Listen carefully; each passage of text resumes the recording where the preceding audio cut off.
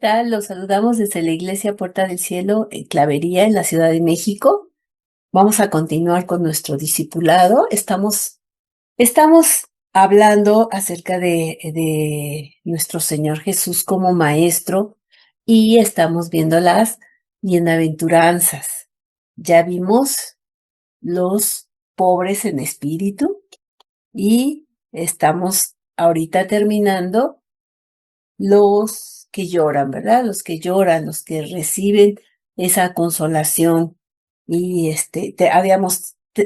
habíamos visto acerca de, del llanto, ¿verdad? Que viene de parte de Dios. Bueno, dolor que viene de parte de Dios que nos produce ese llanto para arrepentimiento, que es muy bueno, que es Es muy bueno. bueno, que es muy bueno. Y vamos a terminar acerca de esta razón de felicidad, ¿no? De esa bienaventuranza. Así es. Ujú. Uno dice, pues, ¿cómo va a ser posible que los que lloren van a ser bienaventurados, van a ser dichosos? Bueno, ¿por qué? Dice la segunda parte, porque ellos recibirán consolación. Entonces, si lloras es porque vas a ser consolado y eso es muy, muy bueno, ¿verdad? Eh, como decía la esposa, hay varios tipos de tristeza. Hay una tristeza que te lleva al arrepentimiento y entonces esa es una tristeza, según Dios, que va a hacer que el corazón se arrepienta, que busque a Dios y Dios, por supuesto, le va a perdonar, lo va a librar, lo va a fortalecer, le va a devolver el gozo, la calma y entonces va a ser consolado. Y esto, bueno, pues ya es motivo para que pueda ser esta persona bienaventurada o pueda ser dichosa. Dice la palabra de Dios en el Salmo 35, porque un momento será su ira, pero su favor dura toda la vida. Por la noche durará el lloro. Y así es, hay ocasiones en que uno tiene alguna cuestión y pues llora, se desahoga y piensa que ese dolor va a durar para siempre, pero la verdad es de que no es así, es momentáneo, va a durar un tiempo relativamente corto y en cambio la consolación que viene de parte de Dios, pues ese sí va a durar toda la vida, ¿verdad? Dice Isaías 55, 6 y 7, busquen a Jehová mientras pueda ser hallado, llámenle en tanto que está cercano. Deje el impío su camino y el hombre inicuo sus pensamientos, y vuélvase a Jehová, el cual tendrá de él misericordia, y al Dios nuestro, el cual será amplio en perdonar. Entonces, no importa el camino que podamos estar llevando en un momento dado, si realmente nos volvemos de todo corazón a nuestro Dios, Él va a tener misericordia de nosotros, nos va a perdonar y va a consolar cualquier dolor que podamos tener en nuestro corazón.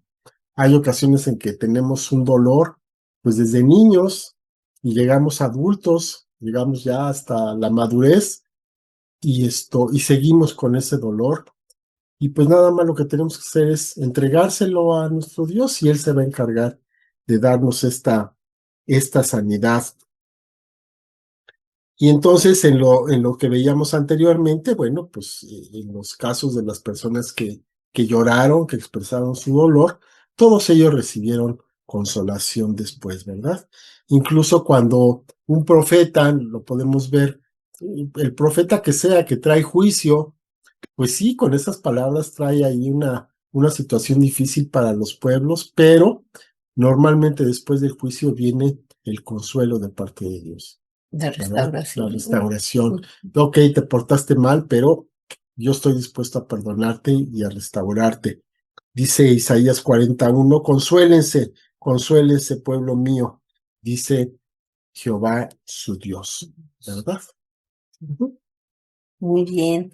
Sí, vamos a ver ahora el ejemplo acerca de ese padre que estaba desesperado porque su hijo estaba endemoniado.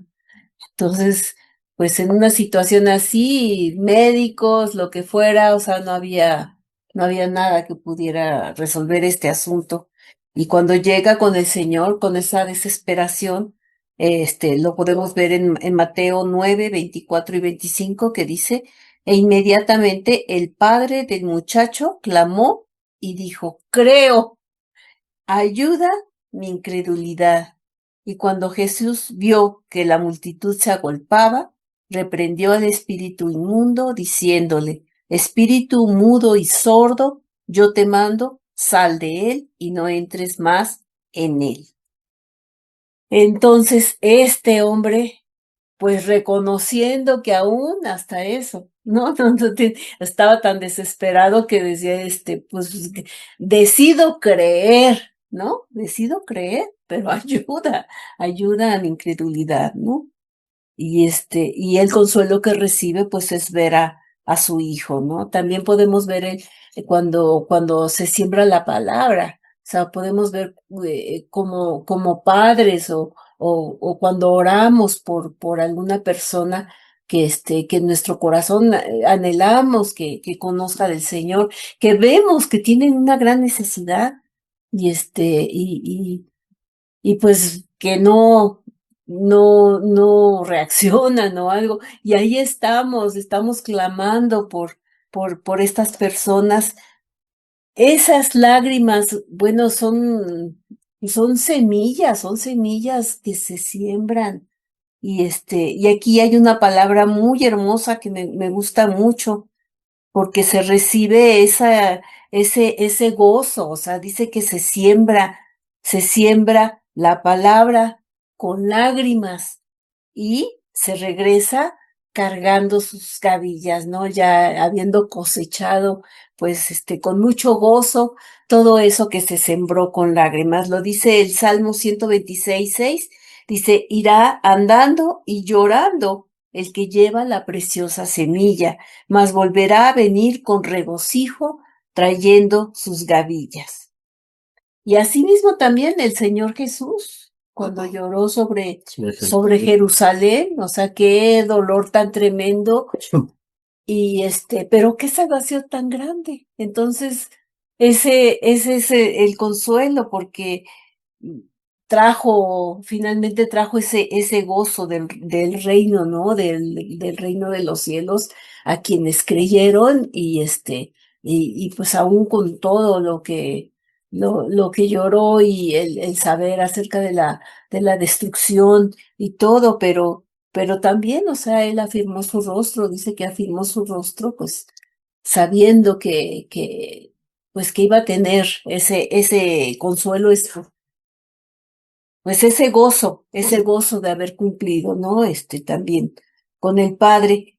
Y también nuestro llanto personal cuando fallamos a Dios, cuando pecamos, cuando llegamos con ese arrepentimiento, con esa vergüenza delante de Dios y confesamos nuestro pecado, pues nos duele, nos duele y sabemos que podemos recibir ese perdón porque Dios es bueno, es generoso cuando hay un corazón genuinamente arrepentido y podemos venir a Él, ¿no? De esa manera y pues claro que sí, él ve nuestras lágrimas, y nuestro corazón arrepentido y recibimos con generosidad ese perdón.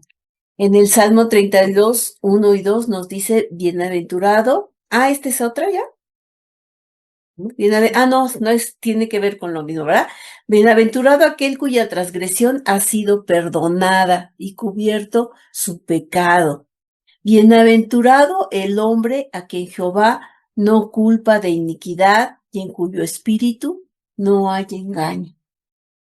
Esto o sea, viene de Dios porque muchas veces en lugar de confesar nuestro pecado, ¿qué hacemos? Empezamos a justificarnos, ¿no? Bueno, sí, le grité, pero es que ya lo ves cómo es, ¿no? Pero es que pues me dijo o no hizo, o lo que sea, y a veces estamos echando la culpa y estamos justificando y pues entonces ya no se trata de nosotros, ¿no? Ya se trata de echarle la culpa a los demás y y una cosa también muy importante, o sea, en lugar de estarnos, de confesarnos, estamos quejándonos, ¿no? Estamos diciendo, no, pero pues es que tú no me has dado, entonces yo no hice, o no me dieron, o no me hicieron, o no hay, o no sé qué. Y pues con queja, no, Digo, pues te sirve porque te quejas, pero no a estás lo mejor te recibiendo el perdón, ¿no? desahogas, Pues sí. pero no, eso no tiene nada que ver con una confesión, genuina, ni con el arrepentimiento y el dolor de de haber ofendido a Dios, ¿no?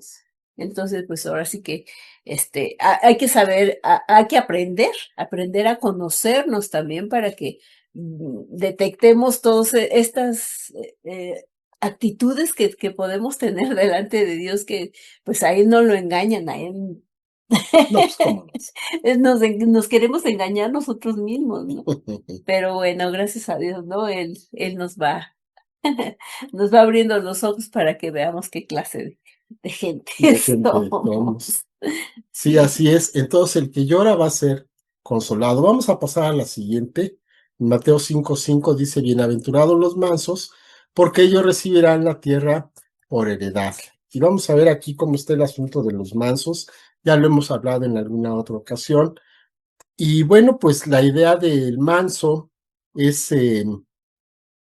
es una idea totalmente distinta a lo que el mundo considera como, como ideal, como debe ser una persona, ¿verdad?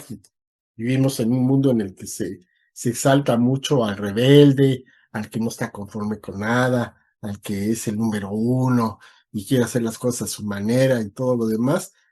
Y eso es exactamente lo contrario de lo que Dios nos dice cuando seamos mansos, ¿verdad? Para el mundo ser manso equivale a ser un fracasado, un perdedor, ¿verdad? Y cuando a una persona le puedes decir manso, lo va a tomar como un insulto, como una ofensa. Pero sin embargo, ser manso es similar, es un complemento a ser pobre en espíritu. Son dos ideas muy similares, ¿verdad? Entonces ya habíamos hablado de la pobreza en espíritu, que expresa lo más profundo de la persona, esa mansedumbre, ese sometimiento, y el ser manso está hablando de la relación de la persona con Dios y con los hombres, no nada más con Dios, ¿verdad? Porque a veces que somos muy mansos, somos muy sometidos a Dios, pero con los hombres no, con los hombres tenemos ahí nuestro punto, ¿no? Queremos mostrar nuestra posición delante de las personas, pero no nos atrevemos a eso, por supuesto, delante de Dios, ¿verdad? Entonces, estos mansos son los que se someten por su propia voluntad a los designios de Dios y muestran su mansedumbre, por lo tanto, para todos los hombres. Dice la palabra en Tito 3:2, que a nadie difamen, que no sean pendencieros, sino amables, mostrando toda mansedumbre para con los hombres. Yo tengo una ilustración para este caso de la mansedumbre. Por ejemplo, un caballo puede ser muy grande, muy brioso, muy fuerte, pero sin embargo es manso cuando se sujeta a lo que el jinete le está diciendo, ¿verdad? Hace lo que el jinete le dice, con toda su fuerza y con todo su brío, pero hace lo que el jinete le dice, ¿verdad? Ese es un caballo manso. Un caballo que quiere hacer lo que quiere, pues ese no es un caballo manso.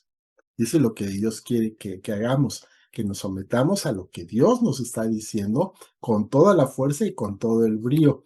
De ninguna manera es echarse para atrás ni quedarse pasivo, es con toda la fuerza obedecer lo que Dios nos está diciendo. pues control, mucho, Es sí, autocontrol. mucho autocontrol. Sí, son las personas que aún aunque las provoque, ¿no? O sea, provocando, y que se pueden mantener, sin que se enciendan, Sin sin que que se sienta. respondan a la ira o a la provocación. Y eso es muy, bien difícil. Eso sí es muy difícil. Pero sí. Y además, dice la palabra que la respuesta blanda aplaca la ira. Así es. Entonces, además, el responder con una palabra suave, con Pues sí, por poner un ejemplo, ¿no? Em, con la perrita que salgo a caminar y salió una señora así de que no, y aquí, y no vaya a dejar ahí las heces, y no, y que recoja. Y yo siempre traigo mi cangurera y traigo mis bolsitas y traigo mis premios y traigo todo lo necesario, y traigo a mi perrita. Y no, pues no se preocupe, yo siempre traigo todo lo necesario para que no pase algún accidente y además yo misma sufro de eso, entonces eso me hace más consciente y puedo expresarlo, pero eso es una entre muchas, ¿verdad? Pero hay otras situaciones de, por ejemplo, manejando. Es muy Ándale. difícil, ¿verdad? Que cuando alguien se mete, no te deja pasar, o las motos, ¿verdad? Es muy difícil y sobre todo aquí en la ciudad mantener esa calma, ¿no? Esa tranquilidad, esa paciencia, mientras otros hacen pues muchas barbaridad y media, gritan, hacen desatinos, se exponen delante de toda la gente y hasta da pena ajena, ¿no? Un poco y todo, y el saber mantenerse, ¿no? Y estar eh, tranquilos, estar pues mansos, eh, humildes ante cualquier situación así. Es difícil, sin embargo, pues el Señor nos lo pide, y aún hasta el ser desposeídos, Sí, en un ¿no? momento En un dado, momento claro. dado, ¿no? Porque muchas veces en un asalto, en una situación, hay quien se pone al tú por tú y quiere defender y pues le sacan una pistola, le sacan un cuchillo, alguna cosa así, y bueno, pues ahora sí de qué es más importante, ¿no? En la vida, inclusive pues dice, ¿no? Que ni siquiera hagas contacto visual y que te pongas así en esa actitud, en actitud de mansedumbre total, ¿no? Para no provocar, porque pues, generalmente pues andan drogados o pues eh, pues sí, la misma situación que traen de prisa, de todo, pues hace que puedan reaccionar de una manera agresiva y no medir las consecuencias, ¿no? Entonces, siempre es muy importante mantenerse así. Entonces, dice el Salmo 37, 3 al 6. Confía en Jehová y haz el bien, y habitarás en la tierra, y te apacentarás de la verdad. Deleítate a sí mismo en Jehová, y él te concederá las peticiones de tu corazón. Encomienda a Jehová tu camino, y confía en él, y él hará. Y continúa diciendo, exhibirá tu justicia como la luz y tu derecho como el mediodía. Entonces, teniendo en cuenta esto, para cualquier circunstancia que se pueda presentar, pues yo creo que sí, saber mantener esta actitud de mansedumbre, pues va a guardar de muchas reacciones, ¿no? A lo mejor hasta en un terremoto o en También. algo, ¿no? Que hay gente que se pone histérica o muchas cosas, pues saber mantenerse tranquilo, ¿no? Bueno, pues que Dios nos ayude. Ujú. Vamos a ver, entonces en Hechos 10:34 dice la palabra. Es Hebreos. Dice, porque de los presos también os compadecisteis, y el despojo de vuestros bienes sufristeis con gozo, sabiendo que tenéis en vosotros una mejor y perdurable herencia en los cielos. Que finalmente, pues de todo lo que nos puedan despojar, pues nada nos vamos a llevar. Nada, no más. Entonces, Es temporal. pues ahora sí que, y además todo se restituye de alguna manera, y nada, ¿no? Nos quitan la vida, es muy importante, ¿no? Así es. Bueno, este calificativo de manso se le da a personajes en la palabra muy importantes, entre ellos, para los que más se nos vienen a la memoria, pues es Moisés y el mismo Señor Jesús, ¿verdad? En Números 12:3 dice, aquel varón Moisés era muy manso más que todos los hombres que había sobre la tierra. Y vamos a ver un poquito aquí del asunto de la mansedumbre de Moisés. Moisés no era una persona temerosa, no era una persona apocada, tímida. Al contrario, Dios le encomienda que vaya con Faraón, que era pues el emperador del imperio más grande en su tiempo, y va y se presenta delante de él. Y aquí en Éxodo 5:1 dice, después Moisés y Aarón entraron a la presencia de Faraón y le dijeron, Jehová el Dios de Israel dice así, deja ir a mi pueblo a celebrarme fiesta en el desierto. O sea, no llegó a negociar, no llegó a decir tímidamente, oye, fíjate que pasa esto, sino que se lo dijo de plano, ¿no? Deja ir a mi pueblo a celebrar mi fiesta en el desierto. Así dice Jehová. Yo creo que Faraón se quedó sorprendido, dijo, pues ¿qué le pasa? No sabe con quién está hablando, ¿no? ¿Por qué? Pues porque Faraón tenía una posición muy importante, de mucho poder, y Moisés se le plantó enfrente de tú a tú. Entonces, este era el hombre manso.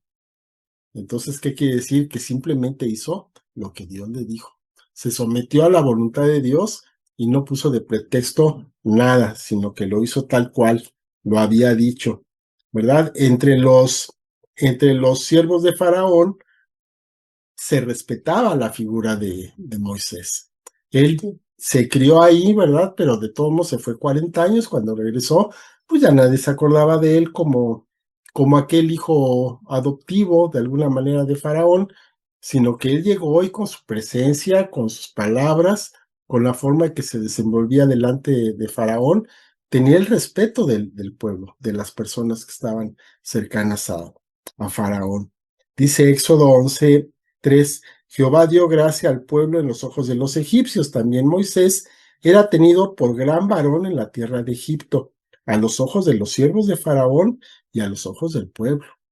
Entonces, Moisés era respetado tanto por el pueblo de Israel como también por los mismos egipcios. Veían en Faraón y lo veían con respeto porque era un hombre que se amparaba bajo la autoridad de Dios y eso le permitía pues tener una presencia delante del mismísimo Faraón. Ujú. Y además, pues era manso con respecto a Dios, con Sí, respecto claro, al Señor, no con respecto con a... respecto al Señor, porque también sacó carácter, ¿no? Ujú. Sí, sacó carácter. Lo vemos enérgico, mostrando cuando rompió las tablas de la ley, por ejemplo, estaba muy enojado, estaba muy enojado y en Éxodo 32, del 19 al 20, dice, y aconteció que cuando él llegó al campamento, y vio el becerro y las danzas, ardió la ira de Moisés, o sea, sí se enojó, y arrojó las tablas de sus manos y las quebró al pie del monte, y tomó el becerro que habían hecho y lo quemó en el fuego, y lo molió hasta reducirlo a polvo, que esparció sobre las aguas y lo dio a beber a los hijos de Israel. O sea, yo me lo puedo imaginar y ya casi, casi agarrando los cabellos y órale. Ahora que lo tragas. Sí, Qué sí. cosa más tremenda, ¿no? Sí, o sea, ahí sí mostró el carácter porque pues era un enojo, pues una ira Justificada, pues. justificada y venía de estar en la presencia de Dios y Y recibir las tablas de la ley y llegar y ver en qué estado estaban estas personas, ¿no? Entonces nadie le hubiera llamado apacible en ese momento, ¿no? Y sin embargo, bueno, Dios le da ese calificativo de manso. de manso. ¿Eh? Sí, era manso porque reconocía su incapacidad de hacer la obra de Dios por sí mismo, ¿no? De hecho, cuando le reclamaban, o sea, decía, ¿yo qué? O sea, ¿yo qué? Ahora sí que no se enojen conmigo, ¿no? O sea, Dios dijo. Dios dijo. Entonces, así lo vemos a Moisés siendo manso para con Dios y pues sacando el carácter, ¿no? En esos momentos. En Éxodo 3 del 11 al 12, dice, entonces Moisés respondió a Dios, ¿quién soy yo para que vaya Faraón y saque de Egipto a los hijos de Israel? Y él respondió, ve, porque yo estaré contigo y esto te será por señal de que yo te he enviado. Cuando hayas sacado de Egipto al pueblo, servirás a Dios sobre este monte. Así es, Sí. así Y es. obedeció y fue manso Y para fue cumplir manso con todo el tiempo, bueno, por ahí tuvo un detallito, Sí. pero fue manso, estaba sometido a la voluntad de Dios y Dios lo respaldó, por supuesto, ¿verdad? En todo lo que hizo. Él por sus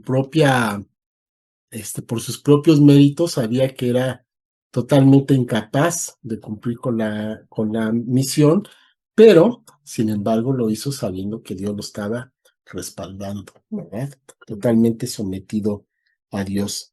Entonces él se doblegaba a la voluntad de Dios, pero asumía al mismo tiempo su responsabilidad, ¿verdad? Entonces, él sabía lo que estaba haciendo, sabía que tenía el respaldo de Dios, pero él nunca rehuyó, ¿verdad? Su responsabilidad.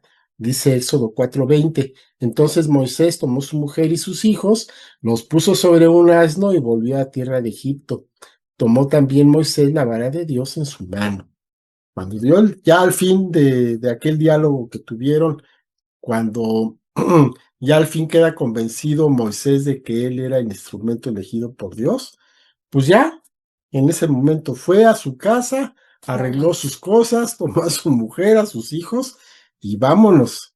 Ya no volvió atrás, ya hizo lo que tenía que hacer, ¿verdad? Totalmente sometido a lo que Dios le estaba diciendo, sabiendo, descansando en que él tenía el respaldo de Dios y que no lo iba, ahora sí que no lo iba a dejar quedar mal delante del pueblo de Israel, delante de Faraón, porque él iba a tener ese respaldo de parte de Dios.